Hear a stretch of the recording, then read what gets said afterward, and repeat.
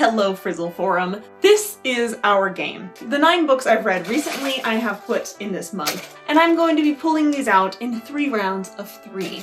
And in each round, these books are pitted against each other, and I have to decide which book I would rather reread, rewrite, or recycle. And you know, giving you a review along the way. And now we go into round 1.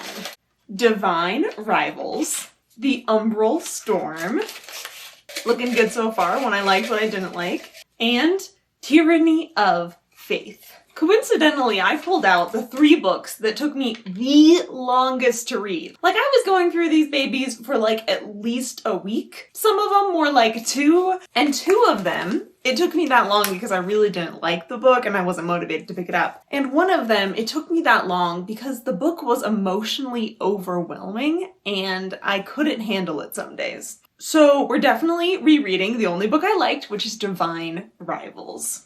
Divine Rivals is partly like World War I era romance novel and partly fantasy novel. In this world, there are 2 opposing gods that have started recruiting humans to their sides to fight their war for them. And our 2 leads are not currently fighting in this war, but they are reporting on it, competing against each other for the same promotion. But here is the twist. Our heroine, Iris, is writing letters to her older brother who went off to war, but she doesn't know where to mail them, so she just kind of sticks them in her wardrobe. Turns out some magic happens, and those letters end up instead in the closet of her rival, Kit, who then writes her back. And they start this semi-anonymous correspondence where they start falling in love, and then of course at work they're still enemies and rivals. And the first half of this book had me squealing over this romance, complete fangirling, and had me crying at the sadder parts. It was so delicious and scrumptious and just had all the right beats of character emotion bleeding through the page. And that is why I would want to reread this book, because it just captures so well the feelings of our narrators, the feelings about their work and the war and each other and their happiness and their grief and everything. And it was just so emotionally nuanced and poignant. And then the second half of this book, gotta say, kind of let me down. A good ending for this book would have been... Wait, I'm rewriting this now. We're in the reread section. And I think if you are looking for a fantasy romance that you can really like ship and get behind, and there's so much like tension without being too much evil miscommunication trope, I'd recommend it. I rated Divine Rivals 4 stars. The beginning was a 5-star beginning. It's just the last half was more like 3 stars, so it averages out. And its book tone is Resolution Blue. Book tone is a reader personality test that I designed. And the Resolution Blue type means that the book is emotional and character focused. If you want to learn more about book tone, I'll link the video explaining it in the footnotes for you. Okay, then we have Tyranny of Faith versus Umbral Storm. I really didn't like either of these, and I kind of didn't like them for the same reason in the end. But I think it's easier to rewrite Tyranny of Faith. Tyranny of Faith has a relatively small cast of important characters. We have Sir Conrad von Valt, a justice, and he's the guy who's going throughout the kingdom and arresting and putting on trial and sometimes executing the traitors to the kingdom. But our narrator is his clerk and assistant, Helena. And then there's a few other characters that are in their gaggle of friends following along. And this book is so like meandering and unmotivated for like the first 2/3. Here's what happens. Our team has a plan and people that they want to go after and ways that they want to do it to root out the traitors. And then the king is like, actually, do it this way. Here's your new side quest. So that our team starts to do the new side quest and finally gets on it. And then the king is like, wait, actually, I want to pull you off that and put you on this other side quest, and on and on. And none of the tasks that our characters were doing were ones that they actually wanted to do. For so much of this book, they were just being shuffled back and forth according to the whims of other characters. And it's like even worse that our narrator is like a level below that. Her boss is the one getting shuffled back and forth, and then she is following his commands. And it just feels like the epitome of a passive narrator because she doesn't even get to do the exciting tasks. So if I was rewriting Tyranny of Faith, I would give the team much more decision-making power and let them pick their own quests and their own reasons for it and actually feel like they wanted to do it, and give them all of the agency and the decisions on every step of the way so that we could actually root for them accomplishing the task which they want to accomplish. Now, I will give this book that it does get more active and exciting in the end, but I didn't feel like that was worth slugging through all the beginning and middle to get to there, you know? I rated Tyranny of Faith 2 stars, and its book tone is Xanthous Orange, which means it's intellectual and a mix of atmosphere and plot focused. Which leaves us to recycle the Umbral Storm. At the beginning of Umbral Storm, I was intrigued and excited to see where this book goes. We are following this teenage slave who's in this misty forest, and his job is to climb these trees and gather these incredibly rare crabs that live up in the tops. And even from the beginning, we had all of these interesting scenes of him doing his job not so correctly, of him getting in trouble, of him bemoaning his life as a slave. And then as an incredibly cruel and superpowered stranger comes into the village, things get shaken up. And I was excited to see where this book was going, but then it just started getting, like, repetitive. If you're a fan of the subgenre of fantasy, which is like progression fantasy, which is where the plot is revolving around the characters gaining more magic through going up certain levels through certain tasks, it's very, like, structured and video game-like in the power-ups. I think the writing is good in this one, and you might like it, but for me, it just felt too samesies over and over, and I quickly lost steam when this book slowed down after the beginning. I rated the Umbral Storm 2 stars, and its book tone is Gainsborough Grey, which means it's an intellectual book that's kind of in the middle of atmosphere, plot, and character focused. Okay, off to round 2. I'm kind of scared now, because now that we've gotten 2 of our 2 stars out of the way so quick, we're gonna have a lot of tough decisions putting my babies head to head in these next few rounds. Sorcery of Thorns, Seasparrow, and Shards of Honor and Barrayar, which is 2 books in the 𝐂𝐿𝐄𝐻𝐿 saga that I read back to back. Ooh, this is hard, because I would reread all of these. Which is the one of these that I feel most strongly about right now? It's rewriting the books that I gave 5 stars to, which is Shards of Honor. Because I really enjoyed these books, which is why I gave them 5 stars, but I feel like they could have been even better, you know? So here's the dealio with these ones. They are sci-fi books following a character named Cordelia, and Cordelia is from a planet that's really into, like, democracy and science and logic. And she is the captain of an exploratory ship. And while they are exploring a new planet, they run into an exploratory survey team from the one of Barrayar. And Barrayar is very into, like, military and loyalty and trust and feudalism. And very quickly these groups start fighting against each other, and the result is that Cordelia, the leader of her own team, and the leader of the opposing Barrayaran team, Commander 𝐂𝐿𝐄𝐻𝐿, both get stranded by their respective parties on this hostile alien planet and have to work together in a survival quest. And through the course of this, they gain respect for each other and end up falling in love. And here's what I would rewrite about the book. I need Cordelia to be more active.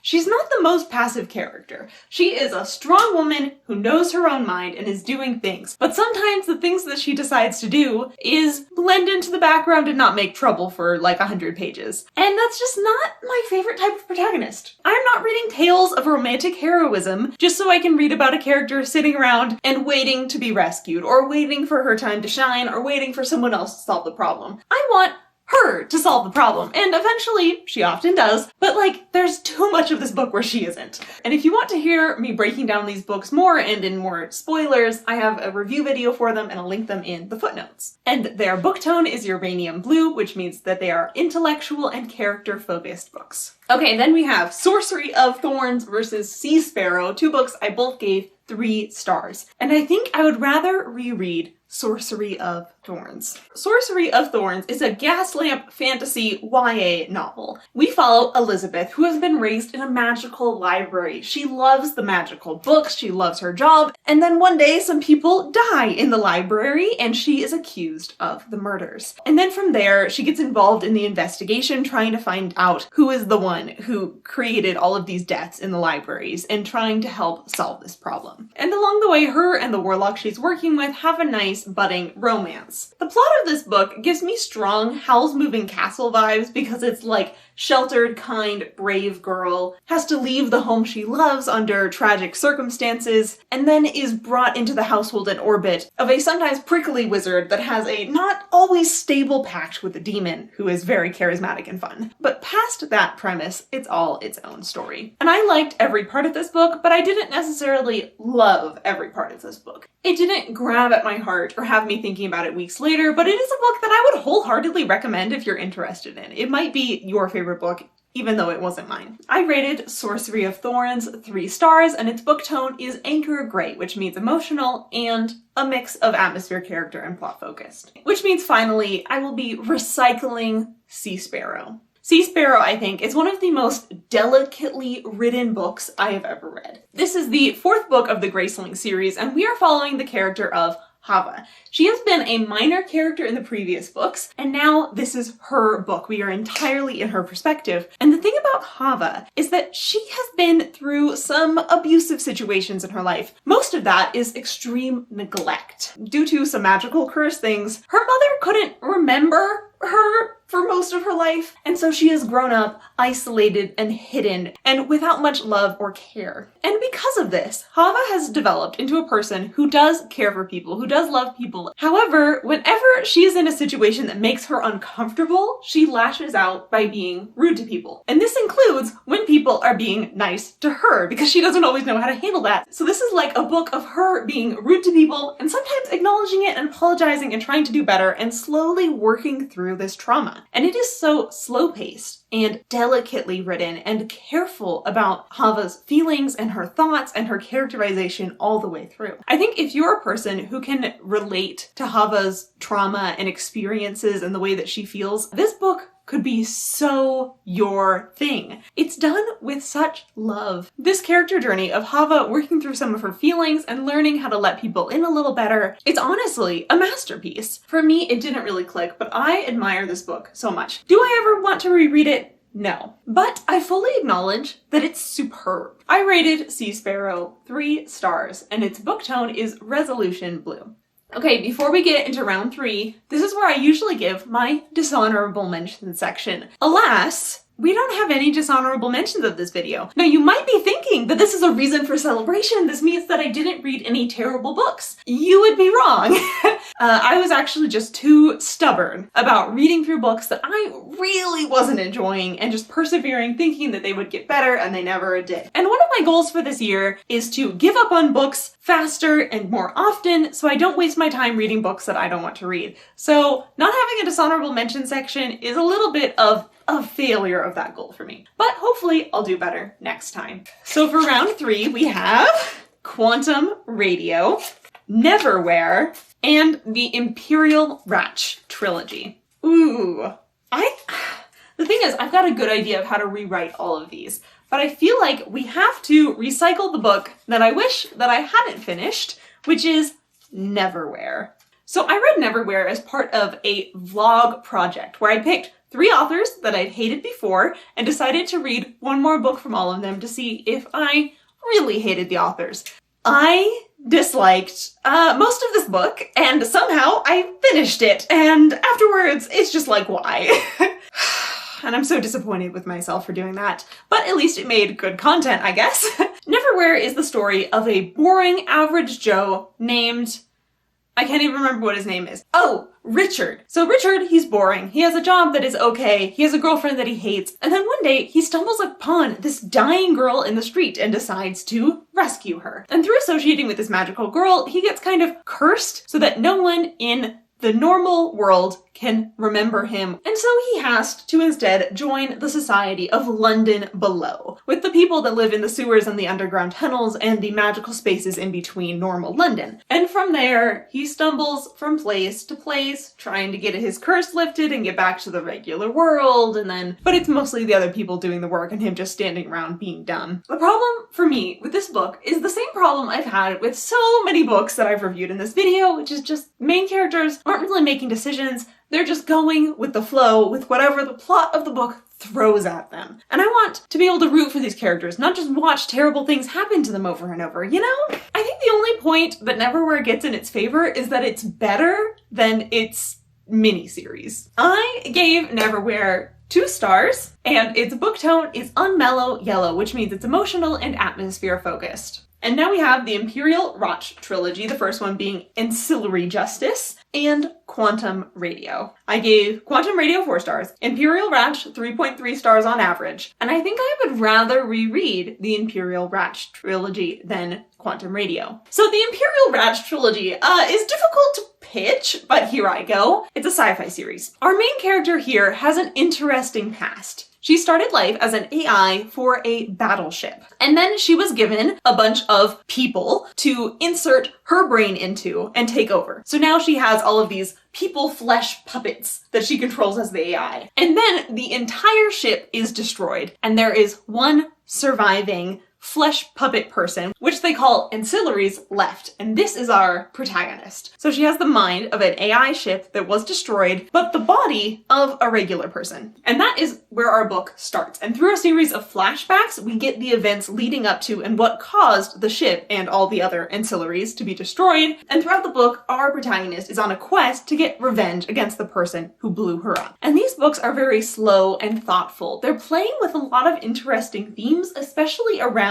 gender, from the perspective of an AI who doesn't care about gender, and from a culture that doesn't care about gender either. And you might think that that sounds pretty exciting and it's going to end in a big showdown, but all of these showdowns in this book end up feeling more like board meetings where they talk and negotiate it out. And I enjoyed every part of these books. Just having kind of these calm books about like making friends and respecting people and redefining what even counts as a person, does an AI count, etc. was fascinating and comforting. I would definitely recommend the audiobooks for these ones if you like audiobooks, because the narrator certainly nails things. I rated the Imperial Radch trilogy on average 3.3 stars.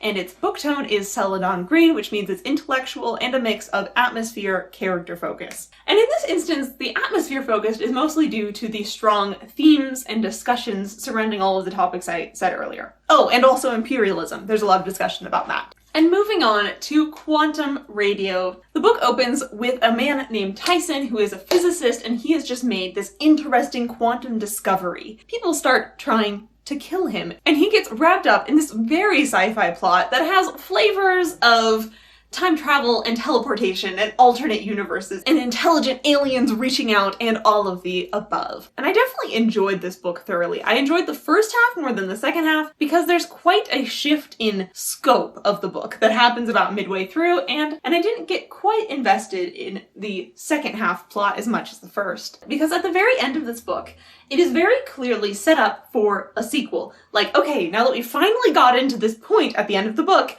this is now our starting place for the next one. And that feeling is so strong that at the end of this book, I felt like I had just read a prequel. Like we should have just started the series with book 2 kind of feeling. Because it felt like so many of the actions of the book just felt irrelevant and unnecessary by the end. But the rest of the book, everything up to the very end, is technically very well done. We end up with 4 perspectives that are balanced pretty well. All the characters get their own little character arcs, and I feel like I knew them and their motivations. And I would definitely recommend this book to people who like sci-fi thrillers, are very interested in quantum mechanics ideas, or are very interested in questions of alternate history around World War II. But just note that this book is very deliberately kicking off a series. I rated The Quantum Radio 4 stars, and its book tone is Gainsborough Grey. And those are the last 9 books I read. Ish. There's a few series in there. Thank you for watching.